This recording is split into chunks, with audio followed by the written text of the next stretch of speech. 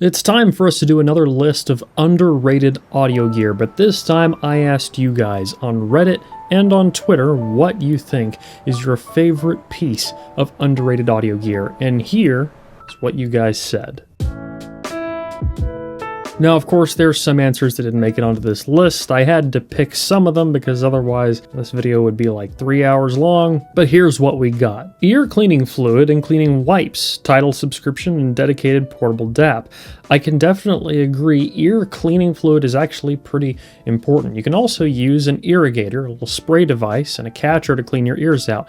Honestly, it's worth having your ears cleaned or cleaning them at home at least once a year, usually a couple times a year. You may not think so, but after you do, it feels like you have superhuman hearing. Things clear up a lot. A really good cable, and more specifically, roadie wrapping said cable. That's over under. Like when you wrap a perfectly soft and supple cable in a neat round circle, lay it on a desk and it doesn't move whatsoever. It's like crack every damn time. Yeah, when a headphone comes with a really crappy feeling cable, it is nice to replace it with one that feels better.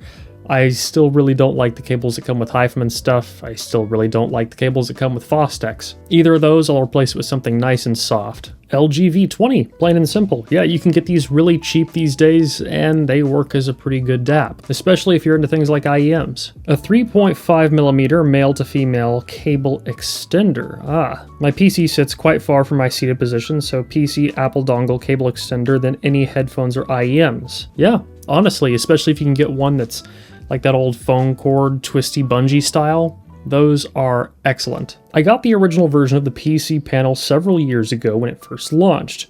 It's been a great quality of life improvement. I can switch my Windows audio output between my headphones and studio monitors on the fly just by pressing a single knob. That is very useful. And actually, if I'm understanding this right, you can also control the volume digitally of different things in the Windows Sound Mixer, that's really useful. I think I need to buy one of these and test it. Raspberry Pi 4 streamer, that actually is super useful because you can use that as a streamer for AirPlay or all kinds of other things and just plug up whatever USB DAC you want. I've actually been thinking about doing something like that for my speaker setup. For me, it's not exactly equipment, but I got a nice watch box. Ooh, I know where this is going. It has 8 spaces in it. I can neatly wrap my IEMs and put them inside. In the other space, I have extra tips, cables, DAC, so it's all organized on my desk. Yes, I have a watch box for the same purpose. Fill it up with IEMs, with adapters, other various audio things. You can see them in there through a little display window, and they're all kept neatly in order. There's not really a bunch of great ways to store IEMs out there, so this is a pretty good option. Framed picture of reviewer DMS sitting on my bedside table, looking on disapprovingly. Motivates me to do better. Now, listener, I could never be disappointed in you. And how can I motivate you to do better when you're already among the best of us? Listener is fantastic. I love that guy. HDMI audio extractor so I can use my headphone setup with my Chromecast. That is a great idea. I actually struggled with that several years ago and ended up on the same solution. I actually have another one of those that is HDMI and it extracts audio at a VGA signal so I can use a set of speakers with my CRT. This thing, that looks like a sort of spectrum analyzer. I feel like if that was sitting on my desk, I would get no work done at all whatsoever. Just watch it bouncing to the music. Adam said marijuana vaporizer. Why aren't you available in North America? I did a video a while back where I took some gummies. I just ended up wanting mashed potatoes, but I did really enjoy the music. I could really take a nap. I could eat a large quantity of potatoes. Does recording gear count? The Zoom F3 is absurdly good and fun for the size. 32-bit float with enough headroom for an SM7B. 32-bit float is fantastic. I have a Zoom recorder I use for all kinds of things, and I very strongly agree. Technically not a headphone.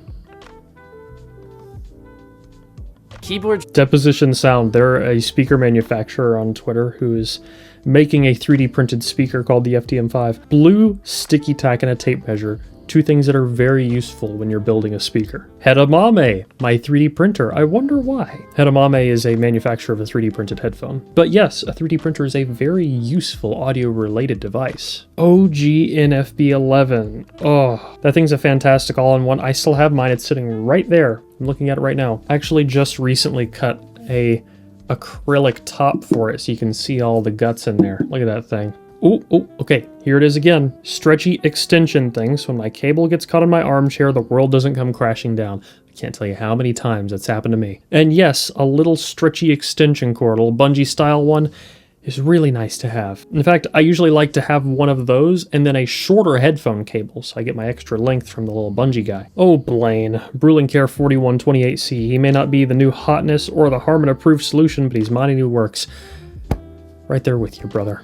Negligible. I also use the 4128C, and Blaine has been a guiding light in a world of squiggly madness that is headphones. Windows with Equalizer APO. I wouldn't say underrated, but a very useful tool nonetheless. Volure. Joshua Volure.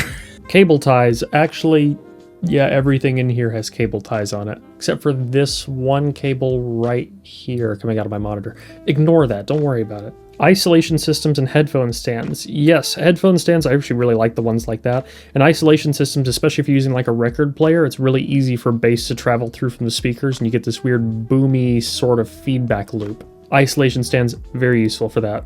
Big boy. Oh my gosh. Tascam 112B cassette deck. The tape deck can't play. The mechanical side works, and I can rewind tapes. Well, that's something. I use it as a headphone amplifier. This keeps getting more interesting. The first notch on the volume knob is enough for a pair of Sony 7506, so I'm kind of scared what this can power. XLR RCA in and out with a 1/4 inch. Huh. I do love the old school view meters on it too. Screw it. If it works, right? Gadgetry Tech said MacBook Pro. Honestly, yeah, I don't know if you saw Josh's recent video on the MM500, but he liked it more coming out of the 3.5mm jack on a MacBook Pro than he did on a desktop DAC amp stack, and I don't blame him. Now the Macs are getting really, really good on their headphone outs. Healthy ears. Oh man, that is a really underrated one. Protect your hearing. Don't listen loud for too long. When you go to concerts, wear some good audiophile earplugs, something that'll give you an even frequency response, but bring down the volume a little bit. Preserve those ears. You only get them once. Shit Lokius. Actually, yeah, having just knobs in front of you to be able to adjust some EQ balance, it's pretty nice. You can do it without software. It lets you do it with things like record players, CD players, or just any rig where you don't want to mess with EQ APO. The flip side of that, SonarWorks Sound ID. Sound ID reference, I did a video about that too, and I love it. Most headphones, I can just run through their calibration system and get a really good frequency response, or I can use it to calibrate speakers. And the results are excellent. It's not cheap, but it's software you kind of just buy it and then use it forever. In my opinion, totally worth it. Editor DMS here, I forgot something, and it's the Capra HD6XO comfort strap. Now this guy 3D prints comfort straps for a bunch of different things, and honestly they're really comfortable. Oh, and what do you know? That's the list. So what I want to know here is, are any of those things something that you think you need? Or if there's something important that's an underrated piece of audio gear I missed, leave it in the comments down below. I want to know what you guys think is the most underrated piece of audio gear, something that maybe no one's ever even heard of. Not a headphone, not an IEM, but a piece of gear. Something that really just made your life a lot easier, and maybe I'll include it in the next video of this series. But I think that's gonna wrap this one up. Guys, if you liked it, leave a like down below, comment, let me know what you want to see in the future. If you want to get active in the community, you can at the Discord or the forums with available the link in the video descriptions. As always, don't forget to stick around, subscribe for more videos like this in the future, and have a happy holidays. Until next one. Peace.